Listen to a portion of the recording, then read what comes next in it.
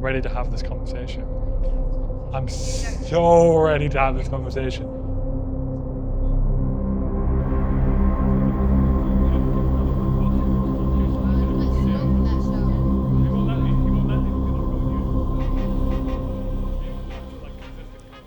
I heard about it through my old English teacher who knew I had a sort of passion for films, and I wanted to apply because I'd done a short film before and I thoroughly enjoyed the experience and I wanted to do it again.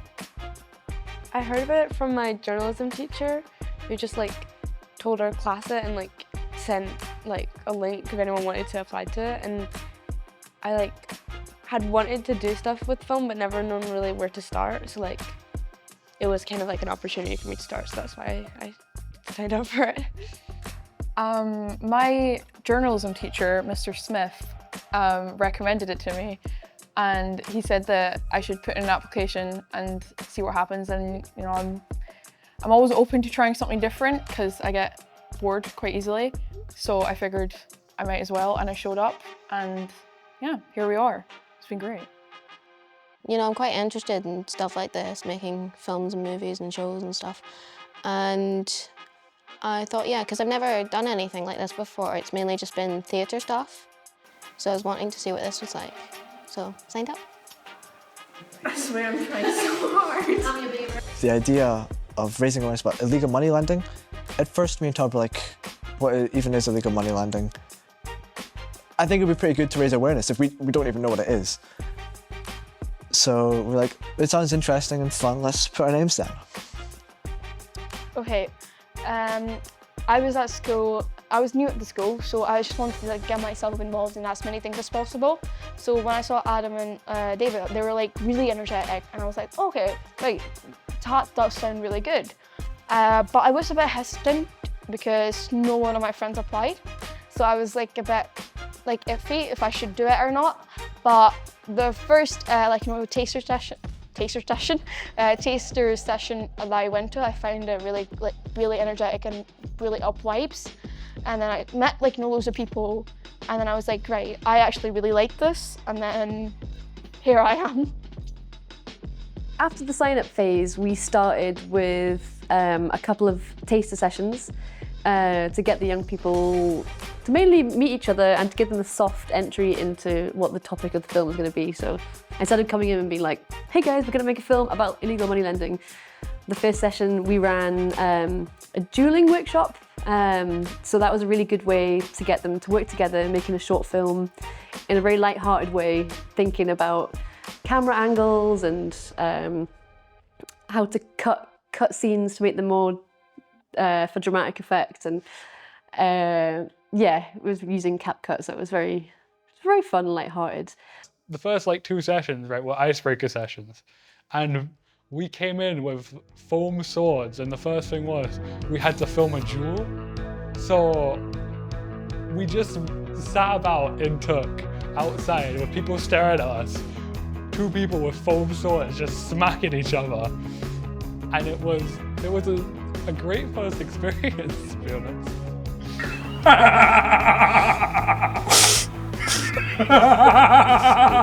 3, 2, 1. Super David is here to save the day. Bring it on, Super David! First couple nights we had, when we just went out into the car park and tested out the drone and all the cameras, and we did all the little interviews, and then we sat on the little grassy hill, and then everybody was covered in ants after it. Oh, I hate that hill. But it's proper interview. Okay. Right, Holly. So. Oh, a plane. What time did you get here this morning? I got here at 10 to 10. Oh, so you're on time? Yeah, on time, always on time. Oh, amazing. You're so responsible. Holly, what's been your favourite part about today so far? I don't know. Messing about with camera. It's really fun. Yeah, agreed. It's so fun. Yeah, like right now? Yeah. Having fun? Yeah, Yay! having fun. So My name's Ben Douglas, and I'm a youth worker from Youth Space Fife, and my involvement with TAP was to create the space for the young people to be creative and share their ideas for the film. The young people had the desire to come in and learn about the filmmaking process. So that's not always the case. Often it'll be a very informal approach, whereas this had a bit more formality, but with the youth work ethos, which is that the young people come first and it's youth-led. That was great, guys. Absolutely not. I knew nothing. I had zero knowledge about illegal money lending at the time that I first got to TAPT. I felt like the most I knew was that people obviously loan people money, but I didn't think it was to the extent that it was. Not really, just loan sharks and a bit from Scarface. I'm gonna be so honest, absolutely nothing. Like, it's not really a subject which gets talked about, to be honest. Like, apart from the stereotypical, oh, loan shark, you owe me money, I'm gonna beat you up if you don't pay me. That type of thing. But I think I'd seen like one movie about loan sharks before, and that was it. And even then, I think I slept through it. So not really. So when we first had the first session, it was more like an introduction. So everybody got to meet. And then the next session after that was when they brought in like an illegal money lending specialist. And his name was John Paul. And he did like a whole session talking about like the dangers of illegal money lending, what it is, how it plays out in people's lives. And we got all this knowledge before writing the script. So it gave us more ideas and like more backgrounds. I was really surprised at the beginning when I first met with the young people, how they were able to grasp the subject matter with a lot of ease and bring their own experiences to the fore. We recorded a podcast at the very beginning, which I felt would be me leading the questions more than it would be the young people. But I was just able to sit back and take part in that process because they were able to understand the subject matter, interpret it in a way that allowed them to be able to ask the right questions and allow them to be as creative as they have been. some of the stories we were hearing, it just went a lot further past the stereotypical what we thought it was. Because lots of people need money nowadays, let's just face it. Cost of living crisis, all of that. And hearing him talk about it made me realize just how deep the issue actually was. The more I spent, we all spent researching about this topic, I kind of realized that's everywhere, and even your close ones can be hurt by it too. A lot of the time you have a preconceived notion about how things are working that are illegal like that. And he said that there was this 8-year-old lady in Dundee that had been lending money illegally to people for years and just nobody suspected her. It was just very different from, I think, what I thought it was going to be. Elderly people going in and being money lenders, that's shocking. What do you mean my granny around the corner could be doing it? I learned that it's basically like a bank loan, but very unofficial, and it's you'll get tricked into doing it by somebody. If you're in financial debt, such as you have a kid and you can't afford to get them stuff, somebody might take advantage of that and try and give you money, well, illegally. We had, this guy, John Paul, came in. We interviewed him. He knew so much about the subject. You know, when you're talking to someone, you can just know that they're so interested and passionate about something.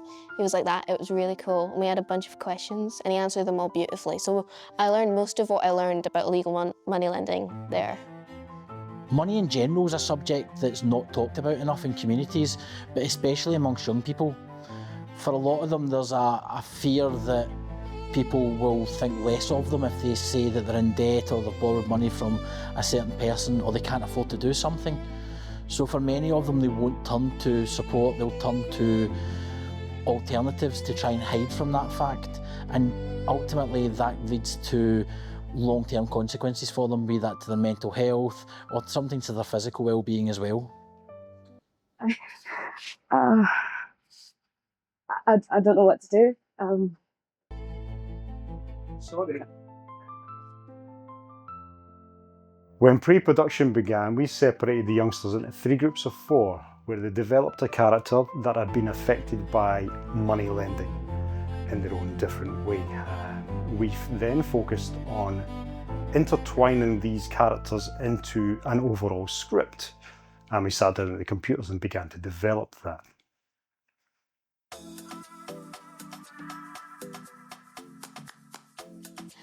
Yeah, so we came up with ideas about people who would maybe be in these situations and stuff like that, and then we developed those a little more. There was a few drawings and stuff, kind of like storyboarding things as well. There was a lot of stuff that didn't actually come to fruition, but it was quite cool, yeah. And our team, we came up with Amelia, which was one of Tammy's characters, and then we developed her story as someone who was like young, her grandma died. Came together, we were just like brainstorming ideas, and then we just thought of it, and then it developed from there. Amelia's like a young lady who's facing poverty to some extent, most importantly grief and loss.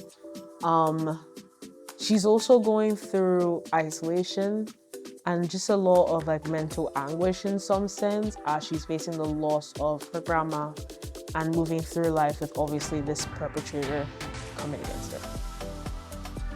Like through the different stages of building this character, that Amelia ends up being someone who's, how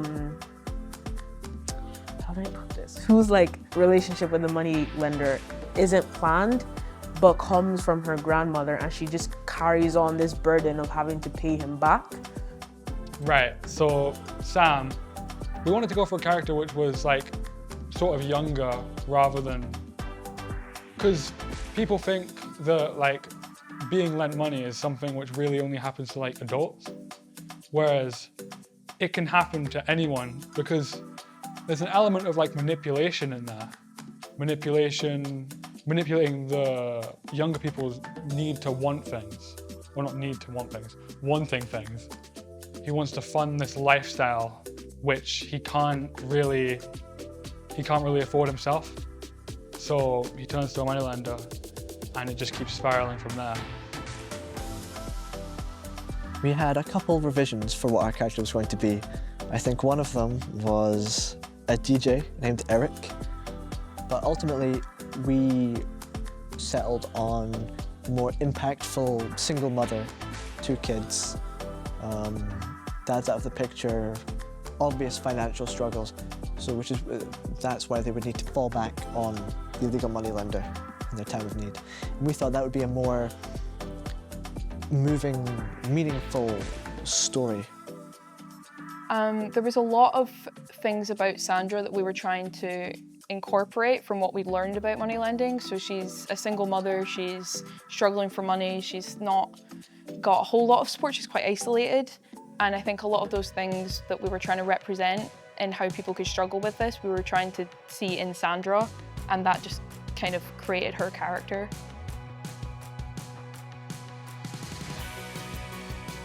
So for production, we allocated a 5-day period over the October break.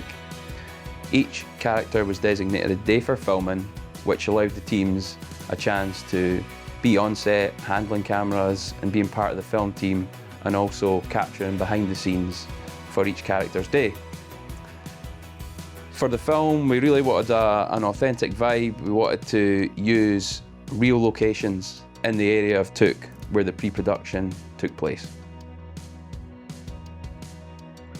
So the area of Took is kind of right in the middle of Dunfermline. It's a heavily deprived area, but it's still a very vibrant and interesting community to work in. So the Took Trust is a charity that was set up to operate in Took with a strong focus on anti-poverty and meeting the needs of the people in the area. Through my years of working with the Trust, we've developed strong relationships across a bunch of sectors. So we were able to open up our building for TAP to come in, film, have their film set there, use of the car parks. We were able to recruit some children from the area who were able to come in and be part of a film that they would have otherwise not had an opportunity to do. We were able to connect with Fife Council housing teams to get a flat to shoot in. We went to the local shop. All of which, due to the relationship that we had, were more than happy to jump on board and are all very excited to see the outcome of this film. Okay, scene 6. Shot 2 and 3, take 2.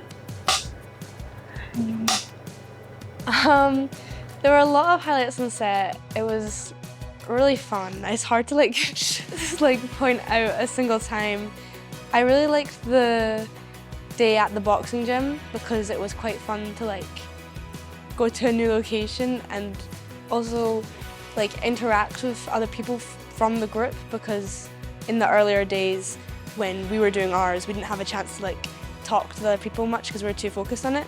So it was good to like just, you know, get to see everyone and get to like know more about the behind the scenes stuff and everything. Have any highlights from being on set? There's so many things. It was really fun when we were just hanging out in Sandra's flat.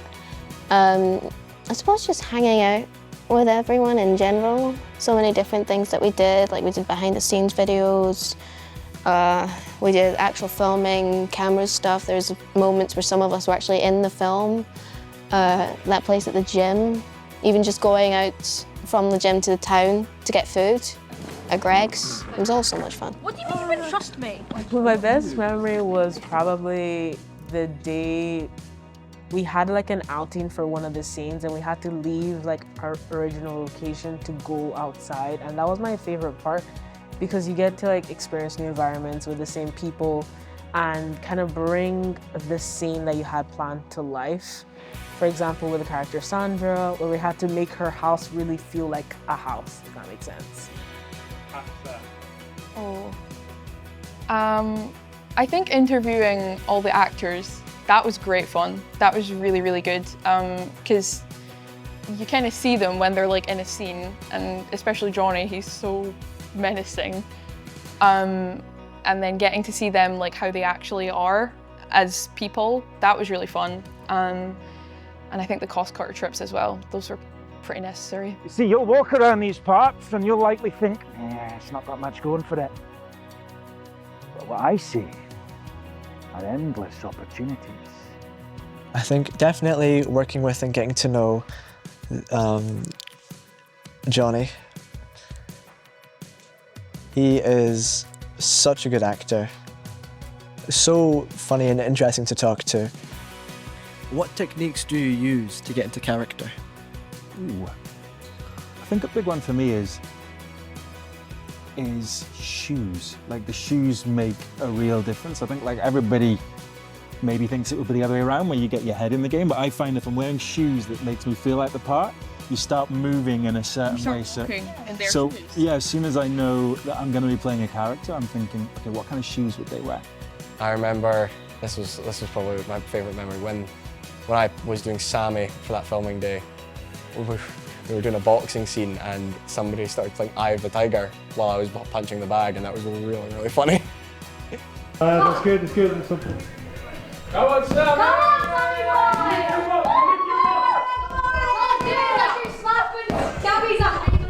on, Sammy boy! Come on, Tony! Where's the clothing, Sammy boy?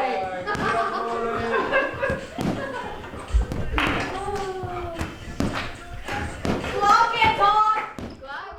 I think I've definitely taken a lot away, like just confidence and like being able to speak to new people, and also like it gave me a much fuller picture on like the whole process that goes into making a film, like and all the like different bits, and there's so many like people that do like a small thing that has such a huge effect, and I think I'll definitely like take away just the like skills of even like working the camera or like doing the podcasting and stuff. It was just like great to see all the like different things that go into it. Oh, like script writing, I could say. It's made me better at developing my language as a dyslexic and working in a team better and being less socially awkward. So I've learned definitely working in teams, cooperating with other people, sharing people's ideas out, their thoughts, and like learning how to incorporate that whether I completely agree with it or not, because it's important to make sure that everybody feels heard when you're in a team. Aside from that, I think also learning to pace myself, planning was a big thing, because if you don't plan, you're gonna mess up because you don't expect it. Time management as well, because with filming, you have to stick to time. So I think I can take all of that into the workplace with me. I think I've gained a lot of writing skills from the project. I've definitely had a chance to hone my editing skills throughout the project. I've learned a lot about camera work. What I've taken away from this project is that regardless of where I'm at, I want to be meeting new people, because the second you stay in a box and the second you get comfortable with just being by yourself, that's when you really start to like isolate yourself. If you are out constantly meeting new people, you're exposed to new ideas, new concepts, new everything, and it's just how you're going to grow as a person. If you get comfortable, it's going to make you complacent, and that's just... I would say talking. First I was really nervous, like I didn't want to talk, but I feel like since I've talked, I've not been able to stop. So I really wish, like, I could take this element to any other, projects I'm gonna do in future. I really, want to be able to talk to people without, feeling a bit nervous. So I feel like I would definitely take that, and also the skills that other people have taught me in this experience. I've learned about illegal money lending and the process of making movies.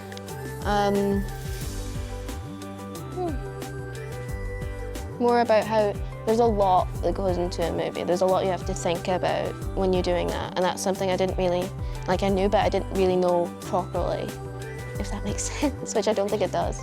Yeah, I didn't appreciate it exactly before, so that's something I've learned. I'm quite happy about that. I think it's always worth going and trying something new that you've never done before, because you could end up with a completely different career prospect or so many new friends I've made. It's just always worth going and trying something new, because I'm in a completely different space in terms of trying to figure out what I want to do going forward with the next few years than I was before TAPS, because it's just opened up so much to me. So yeah, I think try new things.